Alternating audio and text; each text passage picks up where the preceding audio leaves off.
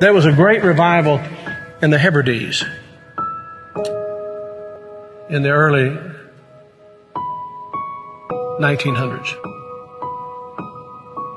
Began to moved up to the pleading for it into the 40s.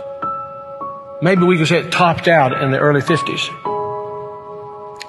Two old women. One was 84 years old and one was 82 years old. One was blind and one was humped over so badly with spinal stenosis, just arched over. But they had passion for revival. They wanted God to work. This is what happened. They couldn't even get out to the church to pray. They couldn't even get out to the church to worship. Their house became a place to meet. People came in. They got so passionate about revival coming to their Isle, the Isle of Lewis.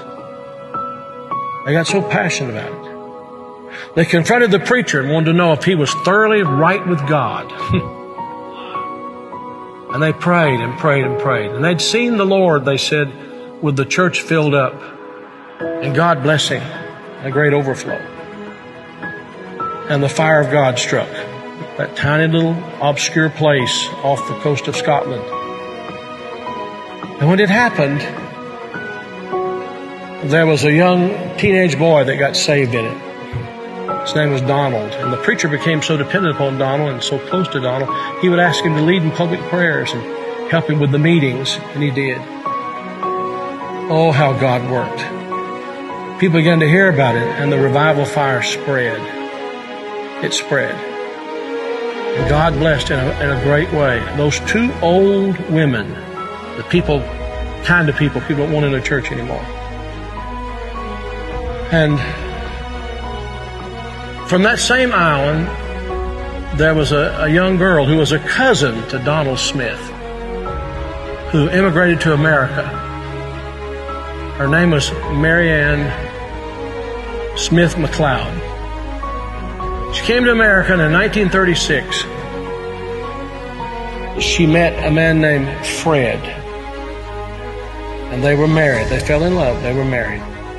God blessed in a great way. And those old women were her aunts. And they came out of that fiery revival. They really experienced revival. And they sent a Bible, a copy of the Word of God that had been used in a special way in that revival, to Mary Ann. She started having children. I think it was 1937 she had her first child. They named him after his father, Fred.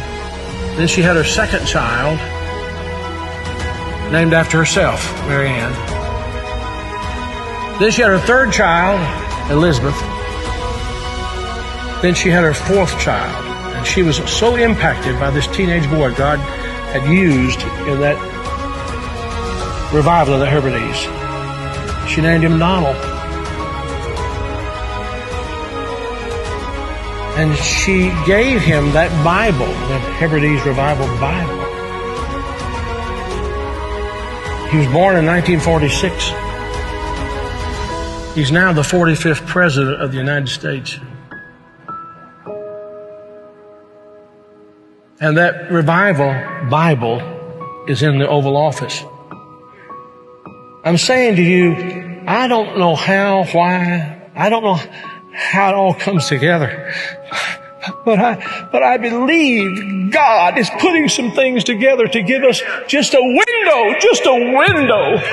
If he could find some open people who know what the window's for.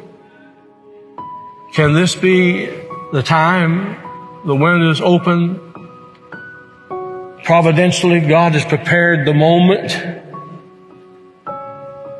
and we will become the people of prayer, pleading with God. This is a plea. Will thou not revive us again? Will you be a part of that? Will you?